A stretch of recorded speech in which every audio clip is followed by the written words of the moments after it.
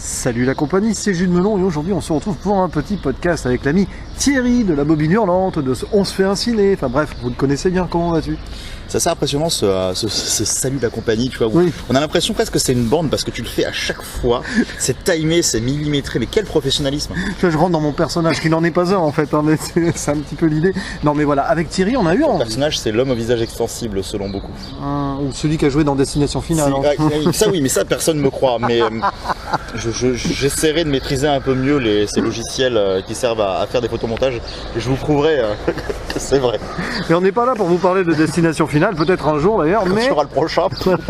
Mais par contre, de revenir ensemble sur un film qu'on a déjà vu, dont j'ai déjà parlé en plus en vidéo, mais là avec plus de recul, pourquoi ne pas reparler en profondeur de Matrix Résurrection, le 4e volet de cette saga récemment relancée par Warner et Lana Wachowski, sans sa sœur d'ailleurs. Peut-être qu'il y a une idée derrière aussi, allez savoir. Mais pas vraiment pour le... Enfin, je crois qu'il y a deux raisons officielles qui sont données qui m'ont l'air assez crédibles. C'est que déjà elle voulait pas... vu que Lana Wachowski l'a fait en partie par rapport à la mort de ses parents et en partie pour se replonger là-dedans, Lily n'avait pas envie de faire ça. Et aussi parce que Lily fait plus de cinéma tout court en fait. Elle fait des petites émissions, elle fait des trucs à côté, justement des trucs militants où elle interviewe des autrices ou justement des trucs comme ça. Et visiblement elle a plus l'air très intéressée par le cinéma tout court. Au début moi je pensais que c'était par la SF parce que c'était ce que Lana avait dit, mais Lily avait l'air de dire j'ai plus vraiment envie de réaliser quoi. Ça reviendra peut-être avec le temps, mais ça m'a l'air d'être une raison suffisante.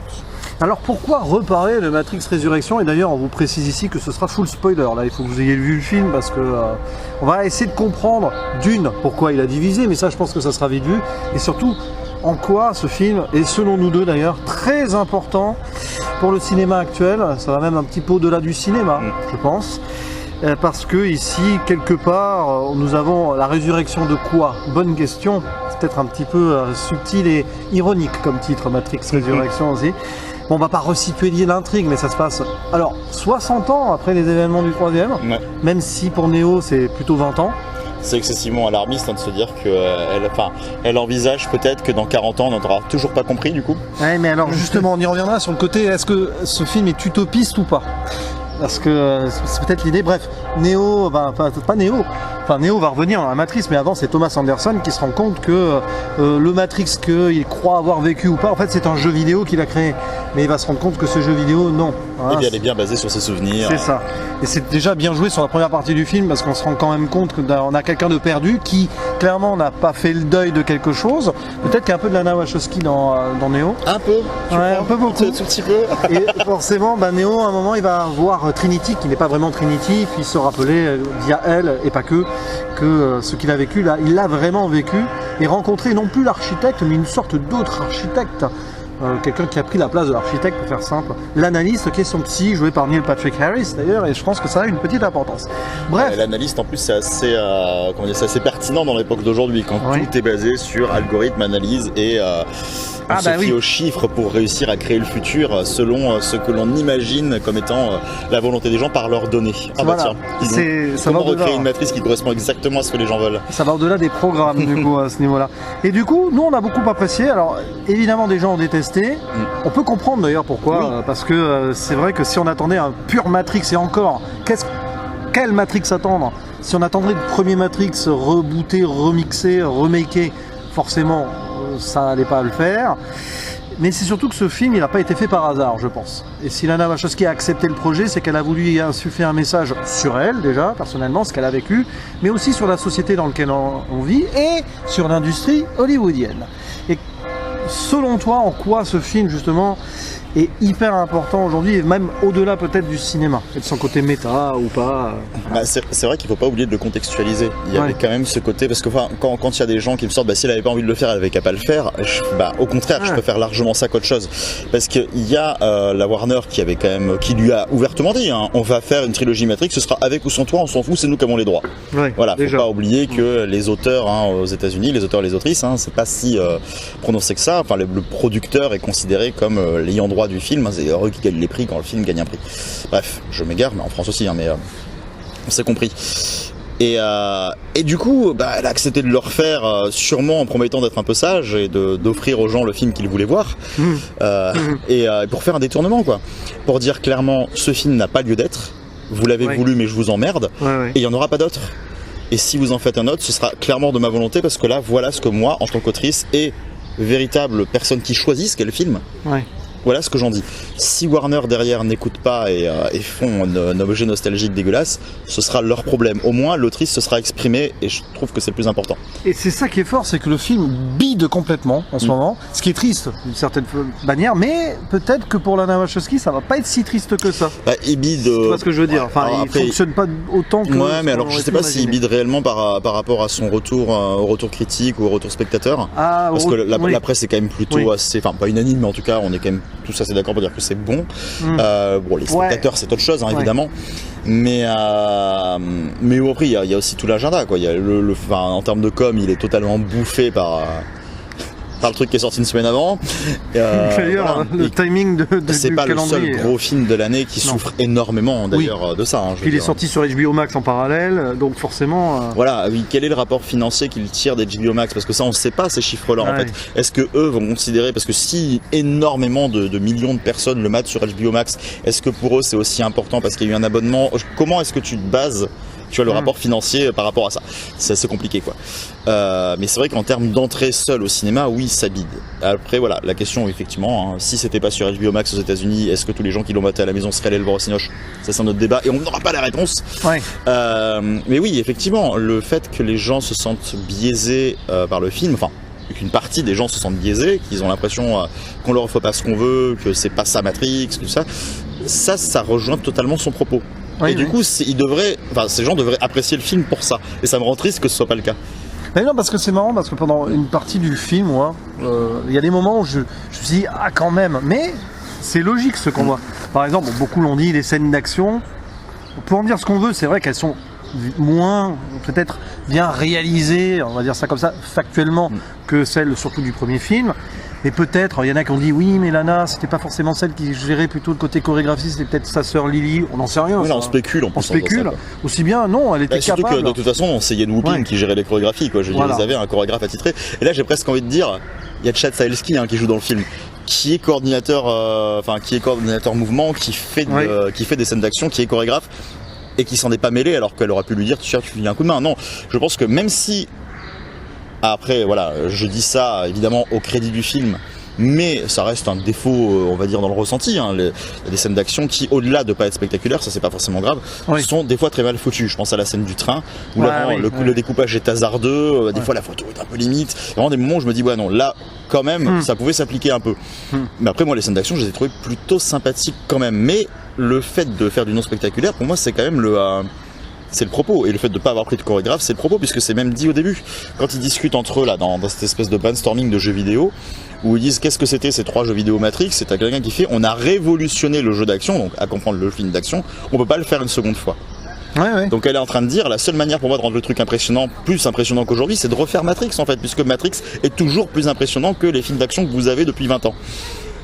C'est bien ça le problème. Et je pense que en fait moi je le trouve aussi important que le premier, dans le sens où c'est des cris d'alarme. Le premier était un cri d'alarme qui disait, au-delà de tout le discours sur la transidentité, sur plein de choses dont on va venir derrière, j'imagine, le premier Matrix en 99 était un cri d'alerte. C'était une façon de dire, le cinéma d'action américain est en train de s'embourber. On a eu des pistes avec Speed par exemple, et Keanu Reeves dedans, c'est assez marrant. Oui, c'est vrai. Alors ça c'est vraie coïncidence pour le coup, vu que c'était Will Smith qui était prévu initialement dans le rôle de Neo. Hein. Mais, il aurait joué un bon papa dans le 4e, pardon. J'ai une blague à moi. La méthode Williams 2, c'est ça. C'est ça. Oh non, on aurait eu Jaden Smith en héros. Oh non, je suis content de pas avoir eu ce film. Oui, c'est vrai, ça aurait été bizarre. Et donc oui, bref, qui disait justement que le cinéma d'action s'embourbe et qu'il est temps de paver une nouvelle voie. Et Matrix, c'était là. Et qu'est-ce qu'on a fait ça? On a fait des ersatz. Donc on a juste eu des copies pas terribles à chaque fois, soit des films qui parodiaient le truc brillamment, comme Shrek, comme plein de choses, soit des films qui essayaient de le copier, mais t'en as pas le génie, fais ton film quoi.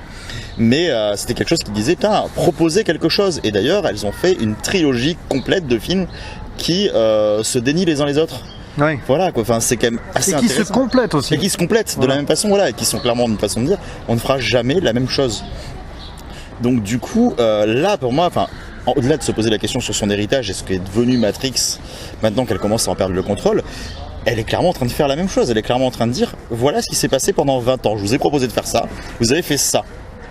Et vous êtes allé de l'autre côté. Alors je sais pas si elle se prend pour un oracle, il y a peut-être une part d'ego là-dedans, évidemment. Peut-être. Ouais. Mais il y a une façon de dire, mais attendez, mais enfin merde, c'est vraiment ça le cinéma d'action dont on a hérité, parce qu'on a hérité de 20 ans d'action qui n'a pas eu d'ambition alors qu'on en a proposé. Et d'où l'intérêt de faire des scènes d'action presque entre guillemets bâclées pour montrer voilà où on en est aujourd'hui. Et là, le propos de mon film, c'est pas spécialement essayer de révolutionner l'action.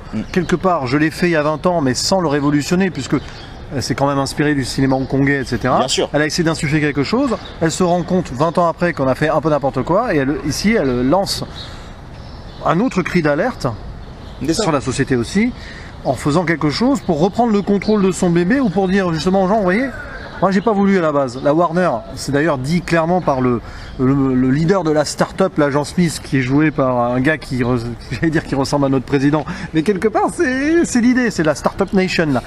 Pour dire voilà, ils ont voulu faire ça, moi non, mais maintenant qu'ils le refont, il n'y a pas le choix, c'est comme ça. Autant que j'en profite pour faire quelque chose. Et c'est ce qu'elle a fait. Mais c'est pour ça aussi que pour certaines personnes, ça a paru comme cynique, parce qu'ils ont senti la Warner derrière. Évidemment qu'il y a la Warner derrière.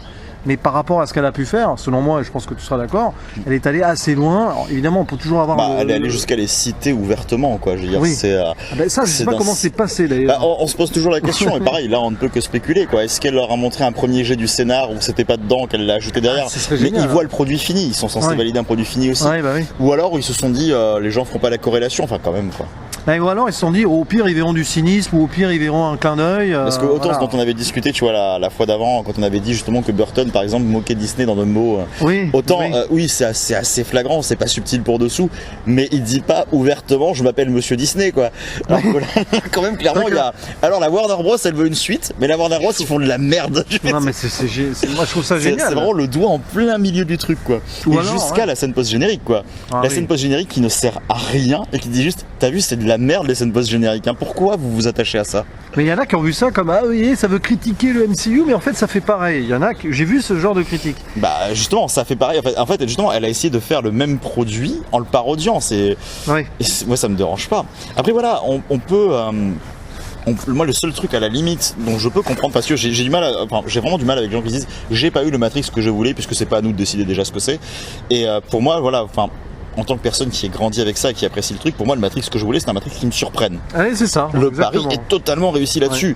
Sinon on peut dire qu'on aime que le premier puisque les deux autres prenaient déjà le contre-pied, et moi à l'époque j'avais pas aimé par raison de Revolutions, et en le revoyant derrière j'ai fait ah mais j'ai pas aimé parce que c'est pas comme les autres, mais en réalité si je le prends comme film à part il est vachement bien, il propose d'autres trucs. C'est ça, ce qu'on attendait dans Matrix c'est que ça nous désarçonne. C'est ça. Et clairement moi j'étais devant le film, à des moments j'étais là en me disant ouf. Mais tu vois, là, 2 minutes après, tu te dis, mais oui, d'accord.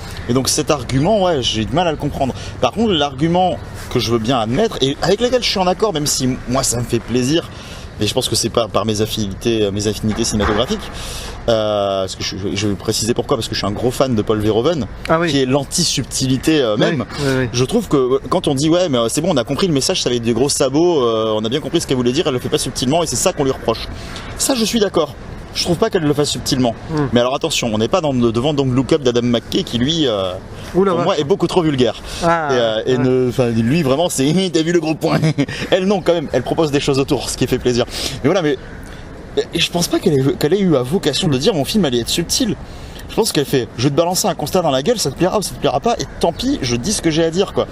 Et il y a une démarche un peu coponne moi dans l'idée, le fait même d'entendre à la fin, de réentendre Wake Up de Rage Against the Machine, en plus chanté par une nana, puisqu'il y a un propos qui est excessivement féministe dans le film. Oui, bien sûr. En même temps, Lana Wachowski, à quoi vous vous attendez? Quand il y a des gens aussi qui nous sortent, mais Matrix c'était un film d'action, ça a jamais été un film sur des combats, maintenant c'est devenu woke, tu fais, attends, tu déconnes, mais revoyez Matrix, quoi. Je veux dire, c'est quand même la définition de transition pilule bleue, pilule rouge, rester dans son corps ou accepter de devenir autre chose parce que c'est notre identité. C'est quand même, ça a toujours été tout leur propos, quoi. C'est même en avance sur son temps, à l'époque. Bien sûr. Ah oui, et qui était une réponse déjà à Bound, leur premier film, qui parlait pas qui parlait pas exactement de ça, mais qui en dévoilait déjà des thématiques. Enfin, je veux dire, elles ont fait Sense8 entre temps. Je veux dire, à quel moment elles se sont dit ah non, on va faire un truc dans l'air du temps qui prend les combats comme Matrix parce que c'est pas trop les notes, mais ça fait plaisir aux gens. Au contraire, elles ont tout fait pour pas faire plaisir aux gens, quoi. Non mais elle a tout fait, quoi. C'est ça. Donc après, oui, tu parlais de cette thématique-là, mais il y a aussi, alors on va rebondir dessus, le côté féministe, parce que clairement dans le film, Neo n'est plus l'élu, ou du moins Il n'est plus l'élu seul. Parce que maintenant, on a aussi Trinity qui se libère de toute façon. Et en se libérant, elle se rend compte qu'elle est tout autant, pour moi, c'est ce que j'ai vu comme ça, tout autant l'élu que Neo, parce qu'elle a fait le choix. Elle a assumé qui elle était. Comme Neo assume qu'il est pour être l'élu, parce qu'au début il croit pas en lui, donc il l'est pas. C'est quand il commence à croire en lui qu'il l'est. La Trinity, là, elle arrive à transcender, à sortir de ce monde. Pourtant, elle a affublé d'un mari parfait, d'enfant, etc. Mais elle arrive quand même, grâce au pouvoir de l'amour, à devenir aussi l'élu. Et les deux deviennent les élus ensemble, d'ailleurs, d'une certaine façon.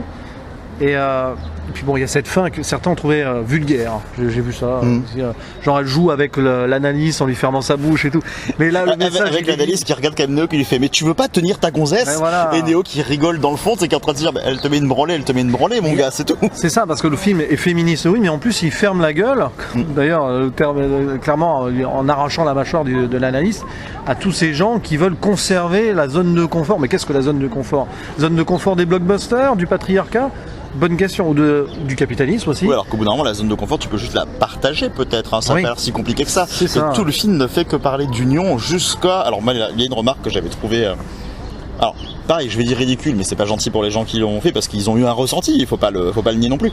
Mais pareil, je trouve ça absurde parce que c'est accepter le propos, des gens qui acceptent le propos mais qui n'acceptent pas à ce point-là. Qui disaient, je trouve ça ridicule qu'il y ait des robots gentils, machin, et ils disaient, c'est pour faire des petits trucs mignons à la Star Wars et vendre des peluches. Je fais, bah non. Le propos, c'est expliqué avant en plus. Ça, le propos parle, comme je disais, de transhumanisme et de transidentité, et là le pousse tellement que on a quand même des robots, des machines, qui choisissent si elles en ont envie de prendre une apparence humaine parce qu'elles se sentent humaines. C'est ça. On en est là. Il faut se poser, faut se poser cette question. On a transcendé la différence humain-machine dans ce quatrième. Il y a aussi un côté, elles utilisent des éléments de la matrice pour se recréer un ciel, pour se recréer des fruits, pour dire clairement, en fait, le personnage de Satie, ce truc-là existe. Et c'est peut-être pas si mauvais que ça, on va peut-être réussir à en faire quelque chose. C'est quand même super intéressant comme propos. Donc, on le voyait dans le 3. C'est pas absurde, oui. Parce que le personnage de Satie, la petite fille qui fait des couchers de soleil, d'ailleurs les gens disaient ouais ça a l'air bizarre la colorimétrie du nouveau, du quatrième volet. C'est dans la transition parfaite de Satie qui crée des choses. Ah oui, la photo qui au début, moi c'est vrai qu'au début j'étais là, tu sais pendant le premier quart d'heure, je fais la photo fait très fake, fait très si. Et puis après je fais mais je suis qu'on est dans la matrice en fait, c'est logique que la photo soit comme ça et il y a une pertinence quoi. On peut trouver ça beau ou mauvais, après ça va beau ou moche, ça sera une question de goût. Mais on peut pas nier la pertinence du propos et le nier parce que ça nous arrange pas, c'est triste en fait. Puis de toute façon, l'idée quand même que les machines à la fin de Révolution aident Neo quand même, donc il y a déjà cette idée. Il y a un pacte, c'est ça. Il y a déjà cette idée-là, et puis même au-delà des machines des hommes et tout ici, nous avons quand même aussi ces programmes algorithmes qui sont quelque part, parfois certains, des produits pseudo-humains faits de machines. C'est un peu le mélange des deux. Donc là, oui, il y a une fusion totale des choses, d'où d'ailleurs la très belle cité de Io, j'aurais aimé en voir plus en fait, qui est dirigée par Niobe. C'est une surprise de la voir là, c'était pas forcément obligé en soi de la laisser à l'âge de 90 ans et tout. D'ailleurs Niobe qui a refait sa vie avec Freya aussi, qui est jouée par Thelma Hopkins. C'est là où on aurait aimé peut-être plus de développement sur certaines choses, mais il fallait pas que le film dure 3 heures non plus. Donc Io qui a supplanté Zion qui représentait l'ancienne division humain contre machine. Déjà qu'il y avait ce propos, oui mais on a besoin de machines à Sion pour faire fonctionner. Il y avait déjà ce propos-là, je ne sais plus si c'était dans le 2 ou le 3 ou les deux d'ailleurs. Surtout dans le 2 du coup. Voilà. Et du coup, là, Zion a été éradiqué pour un autre monde meilleur où tout le monde vit ensemble. Et donc c'est là où je parlais d'utopie aussi pour Matrix 4. Parce que ici, Lana Wachowski, elle passe un message, elle aimerait que les gens se réveillent. Wake up. Dans le sens où l'union fait... des arcs-en-ciel, c'est ce que Trinity dit littéralement. Voilà, mais du coup l'union fait la force, c'est ça le message. Mais ça parle que d'amour en fait. Ça en parle de manière extrêmement naïve en plus, et du coup qui en devient par essence très touchante. Mais l'idée là, c'est que dans notre monde d'aujourd'hui, on a tendance à rejeter une forme de naïveté, mais c'est comme ça que les émotions, toutes les émotions fonctionnent. Alors les émotions humaines, ici en plus on rajoute les machines, mais imaginons un monde comme ça dans 50 ou 100 ans, allez savoir si les intelligences artificielles, elles aussi, pour bien fonctionner, n'auront pas besoin d'émotions. On n'en sait rien, on peut toujours imaginer aussi. Mais c'est vrai que dans l'idée que ça peut être utopiste, c'est que c'est le monde qu'elle aimerait voir, elle le balance de façon naïve, peut-être que parce qu'au fond d'elle, elle y croit pas. Enfin, elle croit pas que ça va pouvoir se passer. Et c'est ça qui est... Il y a une idée de douce amère. Il y a un aveu d'échec, je pense, qui plombe, qui est toujours en train de de supplanter le film, et ça on le voit dans la bouche de l'analyste. Alors elle lui fait fermer sa gueule et elle lui dit clairement merde à la fin du film. Il est toujours là. Parce qu'elle est là, mais il est toujours là d'une part, et il lui dit un truc où là justement moi j'ai pensé patriarcat à fond, mais aussi du coup à cette espèce d'aveu d'échec, c'est quand il dit une phrase à la fin du film qui est très intéressante.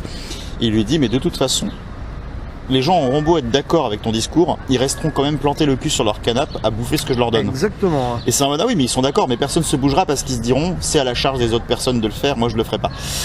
Et du coup il y a cet aveu d'échec là. Et de toute façon tant qu'il n'y aura pas un mouvement de masse, et ça va être compliqué de convaincre les masses, on n'aura strictement rien. Après voilà, il y en a qui se sont sentis offensés par rapport à ce propos, des gens qui ont par exemple aimé Spider-Man No Way Home. Ah oui, moi clairement je me suis senti offensé dans le bon sens, j'ai eu l'impression qu'elle me pointait du doigt, qu'elle fait alors t'es allé voir cette merde juste avant, t'as pas honte, et que j'étais là, si un peu quand même t'as pas tort.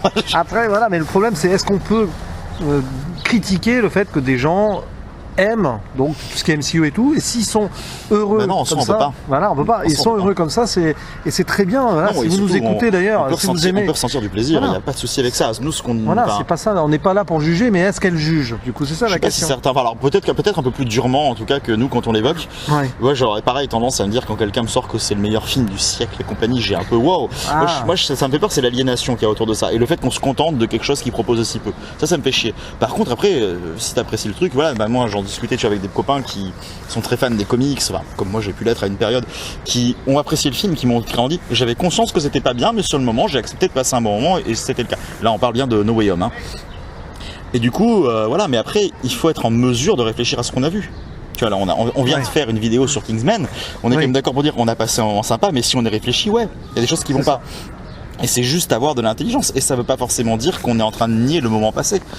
C'est juste que il faut réfléchir à ce qu'on nous apporte, à ce qu'on nous dit, et clairement il y a un truc, elle nous parle d'asservissement par le divertissement. Oui. Et c'est ça qui me trouve intéressant, c'est quand il dit justement vous bouffez ce que je vous donne, c'est que vous êtes d'accord avec mon discours, c'est qu'on a en ce moment, là je pense à Disney, je pense à tout ça, on a des films qui nous apportent un semblant de combat, qui nous disent regardez on est inclusif, on vous a mis un personnage gay, on vous a mis un personnage comme ça, c'est très bien de le faire. Mais du coup on est en train de se dire c'est cool, les médias changent et le font en fait, sauf que ils le font pas à notre place pour autant. Et si on commence pas à l'inclure dans nos propres discours en se disant on l'a vu là et on a envie d'y réfléchir et on a envie de tous avancer dans le même sens, ça n'avancera pas. Voilà. Mais juste se dire c'est cool, l'art le fait, du coup ça fait râler certains, ça en émerveille d'autres. Oui. Mais ça reste malgré tout au final un art et un divertissement qui est là pour nous éveiller nous en tant que personne consciente quoi. Et pourtant voir les divisions. Mais les divisions qu'on voit autour de ce film, il suffit de voir certaines discussions sur certains réseaux, ça s'écharpe. Ah oui, il y a de la radicalité et c'est ça le problème aussi, c'est que la radicalité sans la nuance, ce qui m'a intéressé, les rares personnes avec qui j'en ai discuté, parce que j'ai pas voulu trop, moi j'ai donné un avis. Le problème, d'une certaine manière, c'est que la majorité des gens qui ont réagi, à part une personne qui a voulu vraiment en discuter, c'est des gens qui étaient d'accord avec moi. Donc du coup, c'est dommage, mais d'un autre côté, c'est pas plus mal aussi, puisque j'avais pas envie de me prendre un tas de tort, c'est de la merde. Parce que j'ai pas envie de répondre à ça. Mais après, il y a des gens qui ont pas aimé, qui ont expliqué, qui ont argumenté aussi. Et voilà. Et par contre, oui, moi, il y a des gens avec la personne avec qui j'ai discuté a beaucoup argumenté, et c'était, même s'il y avait des façons de parler qui n'étaient pas forcément les miennes, et au début, je me demandais vraiment là où la personne voulait en venir. Et du coup j'avais été un peu plus fort dans mes propos pour dire attends me parle pas comme ça, et après ça s'est calmé, on a discuté, c'était super intéressant, c'était très enrichissant et c'était une personne qui pareil avait compris le discours du truc mais trouvait que ça manquait de subtilité, ou que la manière de l'apporter était pas, ou que ça ne justifiait pas certains bâclages sur certaines scènes avec lesquelles je peux être à peu près en accord. Ah bien sûr. Mais c'est vrai qu'effectivement t'as l'impression, mais ça c'est quelque chose que je constate et on n'a pas besoin de Matrix pour ça, c'est qu'on a l'impression qu'il faut prendre une position. Tu as vu le film, soit tu choisis de l'adorer et tu dois le défendre à tout prix quels que soient les arguments, soit tu le détestes et tu le défonceras quoi qu'il arrive et tu refuses d'écouter les arguments. Et quand tu discutes avec quelqu'un, tu vas faire ok d'accord c'est très bien, tu vas écouter ce qu'elle va te dire, mais tu vas revenir sur ta position, alors que c'est super important déjà de changer d'avis, de nuancer son propos, de s'enrichir de ce que les autres disent. Surtout de nuancer, parce que là, et vu qu'on est en train de parler d'un film qui est sur l'union, et sur le binaire aussi, justement. Binary, ça crache sur le manichéisme à plein nez, quoi. Et puis, du coup, là, cette histoire de réseau et tout, Lana Wachowski, elle connaît bien l'idée, et elle l'a un petit peu montré aussi avec cette attaque des bots, parce qu'en fait, les agents sont partout maintenant. Les agents, c'est potentiellement ceux qui crachent leur haine ou, sans réfléchir, qui balancent des trucs sur Internet. Et donc, n'importe qui est potentiellement dans la meute, hein, c'est ça, de Swarm. C'est ça, il y a quand même un passage où elle dit on passe en mode meute, quoi. Voilà, et puis alors là, ils balancent des bombes, quoi. Ils se suicident sur leur chemin pour les empêcher de s'émanciper et de dire ce qu'ils ont sur le cœur, quoi. Oui, mais ça, justement, cette scène-là, qui fait partie des scènes d'action, est totalement brillante. Alors pour le coup, parce qu'en plus, elle tient un propos de fou, et puis bon, c'est super bien filmé. Ouais. Mais voilà, au-delà de ça, la scène raconte quelque chose, quoi, merde. Et puisque oui, pour le coup, on est même dans la société des zombies là. Hein. Ah oui, non, voilà. Et même ce côté, tu vois, on est encore une fois de plus sur le film parle de choix. L'illusion du choix. Justement, là, le film passe son temps à dire, les propres réalisatrices passaient leur temps à dire que non, le choix n'est qu'une illusion et qu'il faut pas, c'est pas comme ça que ça fonctionne. Et moi, ce que je trouve hyper intéressant, c'est le choix qu'on offre, du coup c'est celui qu'on offre à Trinity. Oui. Mais on lui offre pas tu veux rester dans la matrice ou tu veux partir dans le monde réel. Le choix qu'on lui offre, c'est est-ce que tu veux rester dans un monde qui te dit que ta responsabilité c'est d'être une femme et d'avoir des mômes, soit ce que la société veut de toi, ou est-ce que tu veux aller avec cette personne qui n'exige rien de toi. Néo lui dit pas viens, on va vivre notre histoire d'amour, il lui dit juste viens là, on a besoin de toi, mais tu feras ce que tu veux une fois que tu viens. Et ça, je trouve ça super fort, quoi. C'est parce que elle fait le choix de l'amour, mais on lui impose pas. C'est pas en mode c'est un amour ou l'autre, non, c'est elle y va et elle se sent complète là-dedans. Mais elle pourrait ne pas se sentir complète et juste te dire je viens, je suis libre, maintenant je me casse. Et ce serait tout à fait ok. Et le film dit ça. Et ça fait du bien. Et elle fait le choix d'être ce qu'elle est vraiment. C'est pour ça, pour parler de l'illusion du choix, le choix, c'est pas qu'on a un choix ou pas. Être celui ou celle que vous voulez être. C'est ça le message en fait. C'est pas que la société vous dit d'être ça, vous êtes comme ça. Voilà, c'est ça. Donc c'est pour ça l'illusion du choix, ça veut pas dire non, c'est pas qu'on n'a pas le choix. C'est que si tu veux faire quelque chose, tu le fais, tu suis ton chemin. T'as un parallèle qui est assez intéressant avec leur vie propre. Enfin ça, j'ai trouvé ça assez intéressant. J'ai appris ça hier, justement en discutant avec des copains. Déjà que les gosses de Trinity sont joués par les enfants de Carrie Ann Moss. Ah d'accord. C'est assez mignon. Et je me suis demandé si elle n'était pas avec Chad Stahelski. Non, elle n'est pas avec Chad Stahelski, mais pire que ça. Tu sais, t'as des passages où Néo se regarde dans le miroir et on voit un homme qui vieillit. Et ben ce mec-là, c'est une Barry de Carrie Ann Moss. C'est vrai. Ouais. Alors à un moment, on voit en même termes de complétion, on en est là. Et il y a quand même le reflet de Trinity à un moment sur la table et tout, qui est une femme blonde. Alors je sais pas, j'ai pas vérifié qui ça pourrait être. Ah, à vérifier. Mais en tout cas, moi j'ai appris ça hier que c'était du coup le mari de Carrie Ann Moss qui jouait le reflet de Néo dans le miroir. Il y a quand même un propos, quoi. Il y a un propos et c'est pas anodin, il y a plein de petits détails comme ça qui fourmillent partout, le film est très très riche et là on en parle, on l'a vu qu'une fois. J'ose même pas imaginer ce qu'on va y découvrir, en espérant qu'on ne découvre pas que c'était du flan, je veux dire, en le revoyant. Le fait d'avoir mis des acteurs de Sense8, c'est pas juste on a mis des acteurs de Sense8, on a mis des acteurs qui représentent aussi quelque chose. On prend Neil Patrick Harris, son antagoniste, qui est aussi une figure de libération de mouvement sur plein de points. On prend des gens qui sont engagés. On prend, alors je vais pas me souvenir de son nom, l'acteur qui jouait dans Candyman. Ah oui, Yahya Abdul-Mateen. Voilà, qui joue du coup Morpheus, qui est aussi une figure de contre-culture à l'heure actuelle. Oui, bien sûr. Et Jessica Henwick, pareil, c'est pas anodin. Et voilà. Et à la base, l'agent Smith, qui est joué par Jonathan Groff, qui a joué dans Mindhunter, donc là je pense qu'il n'y a pas de rapport, mais devait être interprété par Hugo Weaving. Mais c'était des problèmes d'emploi du temps et tout. C'est presque mieux. Mais c'est pertinent. Parce que, comme je l'avais un peu sous-entendu, il a quand même la tête du chef d'entreprise un peu propre sur lui et tout. Ah, c'est un déchon à fond. C'est ça. Après, le but de Smith, moi, m'amuse. Il y a quand même ce côté, en fait, t'es plus vraiment mon ennemi, je m'en fous réellement de ton truc, j'ai une liberté, laisse-moi m'en profiter. Et parce qu'on n'a pas oublié que Néo a libéré Smith quand même. Et c'est en fait, j'interviendrai que si tu mets vraiment en danger ce que j'ai pu avoir grâce à ça et que j'obtiendrai pas ailleurs. Et je trouve ça assez marrant. D'ailleurs, Smith qui est censé avoir bouffé l'oracle, Ngozi, donc il peut y avoir plein de choses, il peut y avoir plusieurs personnes dans Smith. Ouais. D'ailleurs, il le dit vers la fin, je sais plus ce qu'il dit exactement, genre tu peux être n'importe qui, il y a quelque chose avec anybody, you can be a nobody, nobody and anybody. Je crois que c'est la dernière réplique de Smith à revoir du coup avec le film. Est-ce que la scène du, parce que on parlait de patriarcat, on parlait de tout ça. Est-ce que la scène numéro 20 je t'ai vu ricaner, tu t'es dit que j'allais en venir là. Lambert Wilson qui est à fond. On est d'accord pour dire que c'était un peu Weinstein du fond de sa prison qui était en train de dire on avait du pouvoir, on était bien, et puis les femmes elles ont gueulé. Maintenant on peut plus rien faire. Avec tout ce regard sur internet, maintenant. Alors que nous on faisait des pilules qui filaient l'orgasme. Oui, et puis les scènes d'action avant étaient mieux aussi, je crois qu'il dit ça, un truc. Et puis quand tu vois Lambert Wilson qui dit Mark Zuckerberg et ça fait. Mais Ah non, mais je crois qu'il faudrait analyser vraiment avec ce qui est dit textuellement, parce que c'est allé vite. Hein. Parce que ce passage est hyper pertinent dans justement et qui justement n'est pas un clin d'œil de fanservice. Ah bah non. Façon de dire ça c'est l'ancien monde. Vous avez vraiment envie qu'on vous ramène ça. Et c'est peut-être pour ça que la scène d'action est toute pourrie à ce moment-là. C'est que ça paraît, voilà, c'est. Mais par contre, cette scène d'action. Ça bégaye. Voilà, c'est ça. Et la scène d'action, par contre, elle se conclut sur l'affrontement Smith-Neo, qui pourtant là, elle est bien gérée. Aux toilettes, hein, d'ailleurs. Dans des toilettes. Est-ce qu'il n'y a pas un message aussi? Et puis il y a un Morpheus apparaît dans des toilettes aussi. Oui, ouais. Voilà, et clairement, il vient de la fange. C'est ça. Non mais voilà, c'est une façon de dire, je redébarque de la fange de l'humanité pour renaître, c'est une vraie résurrection. Puis on n'oublie pas que de mentionner Morpheus, qui est quand même mort à cause de ses croyances pour Neo. Hein. Ça aussi, vous voyez que l'idée elle est là aussi, c'est qu'il y a des gens qui... on parle d'aveuglement quoi. Oui voilà, c'est ça. C'est que même l'élu de la trilogie de base, qui n'est pas forcément en fait l'élu, il n'y a pas qu'un élu, l'idée elle est là, hein. Tout le monde peut être l'élu de soi-même et de son cœur. Eh bien, il y en a qui sont morts pour l'aveuglement, même suivre une personne et tout, c'est pas forcément la même ça, chose. On va se taper les gens qui n'aiment pas les derniers Jedi. Oh là là, oui, non mais. Il y a un discours un peu similaire comme le côté. Et vous en avez pas marre de votre petit côté, la religion, il y a des élus en mode. Non, en fait, tout le monde peut le faire, suffit de s'entraîner, les gars.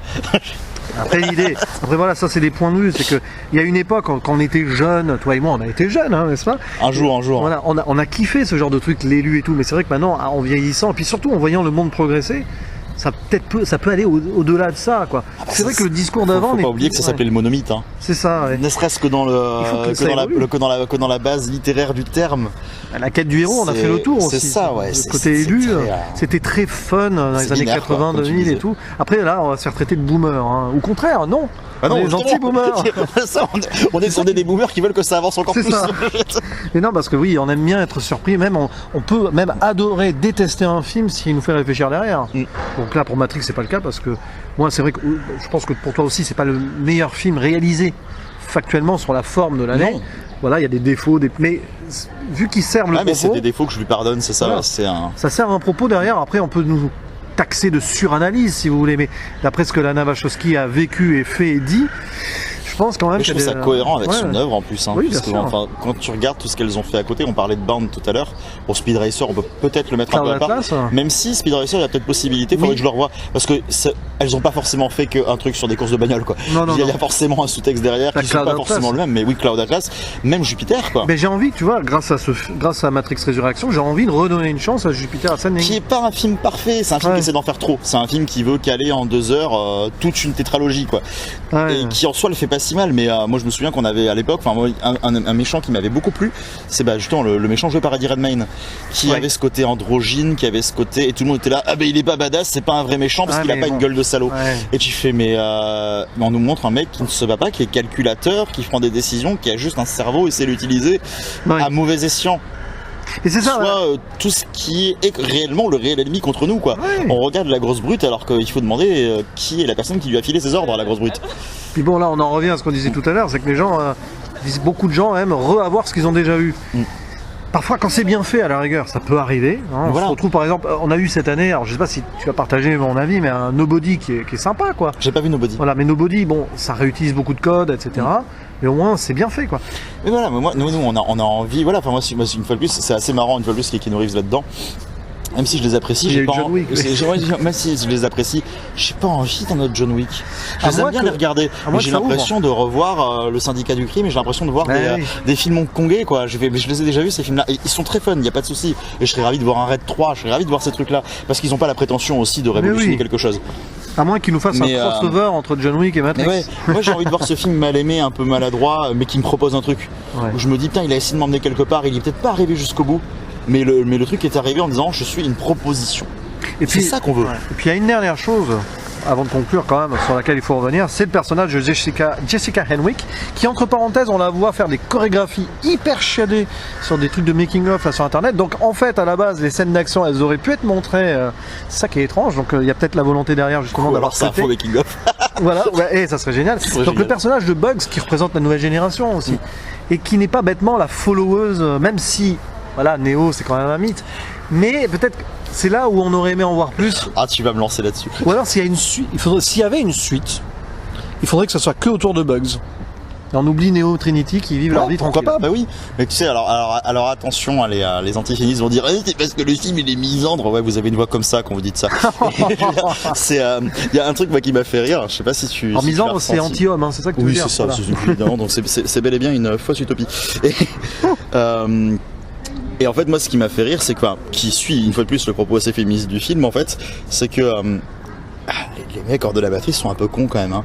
Je veux dire, la majorité des gars qui sont du coup hors de la matrice dans le monde réel, c'est des fanboys de Neo qui passent leur temps à les voir.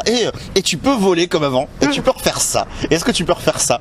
Et tu remarqueras que Bugs aime beaucoup Neo. Elle aime beaucoup ce qu'il représente. Elle lui demande pas une seule fois de refaire ça. Elle est là pour lui dire qu'est-ce que tu vas m'apporter maintenant. C'est ça. Voilà. Et les femmes sont celles qui décident, qui réfléchissent, qui font des conseils de guerre. Là où les mecs sont juste des fanboys en mode Neo il va tous les faire boum boum. Oui, c'est vrai que. Voilà. Bon, après... Et il y avait ce côté-là. J'étais là, je fais putain la fraction elle a jamais été aussi forte. Bon après t'as quand même le personnage, le bras droit de Bugs qui s'appelle Sequoia Sick qui est un peu plus. Non mais il y a des personnages intéressants, même Morpheus c'est hyper intéressant. Oui. Voilà quand même. Mais Morpheus c'est un programme. Oui, mais ce qui est fantastique avec Morpheus c'est qu'il arrive en disant je n'ai qu'une seule fonction et il découvre une identité. Dire le personnage est développé jusque là et ça fait du bien aussi. Mais voilà, un programme tu vois est plus intelligent que des gars qui vivent dans cette nostalgie du le héros va revenir nous aider, tout va bien se passer. Et t'as des personnes qui sont là, oui, enfin on s'est très bien débrouillé sans lui en fait, hein, donc on va toujours y arriver. Voilà. Et peut-être que c'est une façon de donner un coup de pied à la fourmilière aussi. Hein, voilà, c'est pas. Mais du coup, je pense qu'on a fait le tour, oui et non, parce qu'on pourrait y revenir pendant 2 heures sur d'autres trucs, mais je pense que c'est un film dont on n'a pas fini de parler ces prochaines années. J'espère. Peut-être qu'on aura une série animée 4X bientôt. Alors non mais il y avait des rumeurs comme quoi si elle décide de faire génial. Si Lana Wachowski décide de faire 4X, là vraiment. Non mais on pourrait imaginer. C'est merveilleux. C'est là tu veux du produit dérivé, je vais t'en faire et je vais t'en faire du tout pourri exprès. On pourrait imaginer un Animatrix 2 par contre, il y aurait des idées. Après une fois plus, moi j'ai pas envie d'imaginer dessus. Je pense que là clairement elle nous dit arrêtez de vouloir des choses et prenez justement ce qu'on a vraiment envie de vous offrir. Aussi la suite comme on l'a dit, on laisse Trinity et Neo de côté. Un message à des amis et à des discours que j'ai tenus aussi, mes amis qui adorent Peter Jackson et qui n'arrêtent pas de me dire faut qu'il fasse Tintin. Oui, je te vise, toi, mon poteau. Voilà, non, s'il a pas envie de faire ça. S'il a pas envie, il le fait pas. Il a envie de faire des documentaires, laissez-le faire ça, parce que sinon il va faire comme le Hobbit, il va faire un truc pas très bien, parce qu'il était contraint et forcé. Et on n'a pas envie de ça, on a envie de voir un Tintin où il a envie de le faire. Et s'il a pas envie de le faire, il le fera pas. Et c'est pour ça qu'il le fait pas. C'est bien qu'on comprenne ça. Et moi, ça m'a fait penser à plein de potes. Justement, j'en ai discuté avec ces potes-là, je les ai appelés, ou j'en ai discuté, je fais, est-ce que t'as capté ce message-là? Est-ce que ça t'a pas fait penser à ça? Ou, par exemple, quand on était sorti de Nice Guys, qu'on avait tous kiffé, et t'as un pote, ah putain, vivement, il faut qu'il fasse Nice Guys 2. Direct. On vient à peine de savourer le film. On peut pas se contenter de se dire, il y a eu un super film, c'est chouette. Ouais, c'est évidemment que s'il en fait un autre et que c'est bien, on sera content. Il n'y a pas de souci avec ça. Mais s'il en fait pas, c'est pas grave.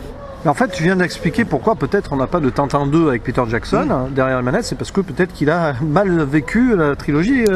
C'était très mal passé pour lui, mais en même temps, il fait des docus qui visiblement, enfin je les ai pas vus les deux, ceux sur les Beatles et ceux sur la Première Guerre mondiale, qui a priori sont exceptionnels. Il a fait Apollo, sinon c'est pas lui qui a fait Apollo. Je savais pas ça. Apollo 11, je sais pas, j'ai un doute. En tout cas, ça veut quand même dire que Peter Jackson continue à faire des grands films. Et c'est pas parce qu'on n'a pas de considération pour les documentaires malheureusement qu'il n'est pas en train de faire des grands films. Il faut les regarder quoi, c'est tout. Il faut juste se dire c'est la complétion de son œuvre, c'est ça qu'il a envie de faire. Voilà. C'est tout. Mais en tout cas, pour conclure et revenir vite fait à Matrix Résurrection, n'hésitez pas à dire dans les commentaires, vous là vraiment, ce que vous avez aimé, détesté, on s'en fiche, on est ouvert au débat. C'est vrai pour discuter, tant que vous êtes là pour discuter. Mais bien sûr, voilà. Même si vous avez trouvé ça insultant ou pour plein de raisons, si vous avez des arguments, nous on est là pour répondre et réagir. Et voilà, c'est un débat qui est ouvert, qui est sans fin. De toute façon, c'est ça qui est bien aussi avec le cinéma, l'art en général, puisque l'art est toujours en lien avec la société et le monde dans lequel on vit.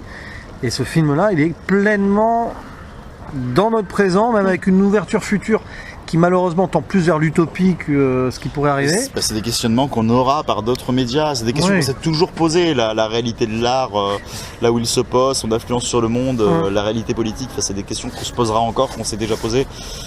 Bien sûr, on est dans une boucle. Hein. Ce sera pas Lana Wachowski qui nous reposera forcément la question dans 20 ans, mais en tout cas, c'est comme dans Matrix. Il y aura d'autres personnes qui le feront. Comme Matrix, on est dans une boucle. C'est ça, on est dans une boucle. Donc voilà, espérons que le déjà vu ne fasse peur à personne, du coup, parce qu'on n'a pas vu de chat en faisant ce podcast. On n'a pas vu de chat, ouais. C'est vrai que sinon on aurait imité le chat, mais on le fait mal. C'est un peu comme dans la Cité de la Peur. En tout cas, merci d'avoir participé à cette discussion. Est-ce que tu es en train de dire que Chantal Lobby est enfermée dans une boucle avec son clavier? Aïe aïe aïe. Est-ce qu'on va vraiment conclure là-dessus? Est-ce qu'on va vraiment aller voir le troisième, qu'est-ce qu'on a fait au bon Dieu? Non. Voilà. Mais bon, On respectera bien sûr celles et ceux qui iront le voir et qui l'apprécieront, après tout. Oui, et Voilà. voilà, ça me coûte de le dire. Non mais bon voilà, en tout cas le débat est ouvert et ne sera jamais vraiment fermé. En attendant la suite ou non, en attendant surtout d'autres films qui nous proposent d'autres choses ou pas, mais on sera toujours là pour en parler. Et c'est ça qui est bien. Hein, donc on a le choix d'en parler parce qu'on a envie d'en parler. Encore heureux. Voilà, c'est pas une illusion. En tout cas merci Thierry. Mais merci à toi. Et allez écouter La Bobine Hurlante, allez lire les articles de Thierry sur On se fait un ciné, et puis d'autres potentielles aventures à venir. On verra, on verra. On verra. À la prochaine. À la prochaine. Ciao. Ciao, ciao.